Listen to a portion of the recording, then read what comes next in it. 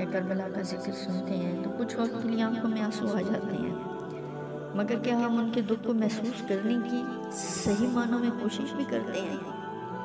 کبھی ذکر سنتے ہوئے ان کے درد کو محسوس کرنے کی کوشش کرنا اور ذرا سوچنا، اس بات کو سوچنا کہ جب ہماری انگلی پر چھری چلتی ہے تو کیا ہوتا ہے، اور جب کربلا میں ان کے بازو کٹے ہوں گے تو کیا ہوا ہوگا۔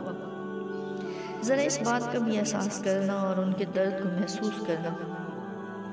ان کی باتیں سننے کو ہم سن لیتے ہیں، مگر جب سر تن سے جدا ہوتا ہے تو خبر تب ہوتی ہے۔ ہمارے کسی اپنے کے ساتھ ایسا ہو نا تو ہمیں خبر لگے، مگر ہمیں وہ اپنے لگے تو ہی ہم ان کا درد بھی محسوس کر سکتے ہیں نا۔ اپنی ایک انگلی کی تکلیف کو تو ہم بہت اچھی طرح محسوس کرتے ہیں، اس کا درد ہمیں بے چین کیے رکھتا ہے، ہمارے دل کو کچھ نہیں بھا رہا ہوتا اس وقت، لیکن سوچیں کہ اس گلے پر جب خنجر چلایا گیا تو کیا ہمیں اس درد کا احساس ہے؟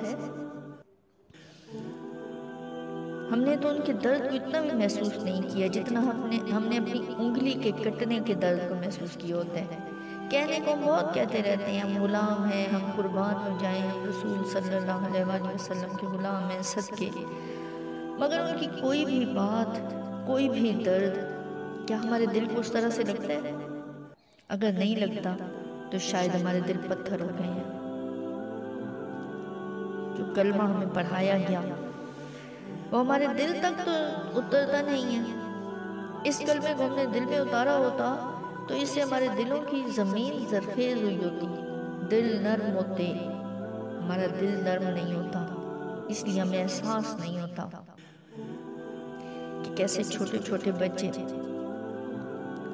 قربان ہونے کے لیے گئے ہوں گے دین کی خاطر۔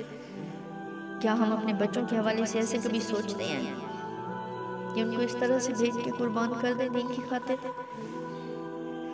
کیسے ان بیویوں نے بیٹھ کے یہ سب منظر دیکھے ہوں گے اور اپنی اولاد کو اپنے سامنے اس طرح سے قربان ہوتے دیکھا ہوگا۔ اگر 2 دن بیٹھ کر اس سارے منظر اور ان کے درد کے احساس کو ہم سچائی سے دل میں اتار لیں تو ہم بھی محسوس کرنے کے قابل ہو جائیں گے کہ کربلا میں سب پیاروں پر کیا گزری ہوگی۔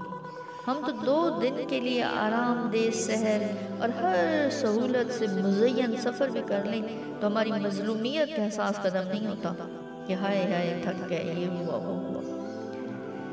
وہ عورتیں، وہ بیویاں، وہ بچے، وہ مرد کیسے کیسے سفر کرتے رہے۔ ہم سب اپنے دل پر چھریاں اور خنجر نہ چلائیں، جسم کو زخمی نہ کریں، لیکن ایک بھائی، ماں، باپ، بیٹے کے درد کو دل سے محسوس کر کے دیکھیں۔ ہمارے دل پر وہ خنجر چلیں گے اور چھریاں چلیں گی اور ہم محسوس کریں گے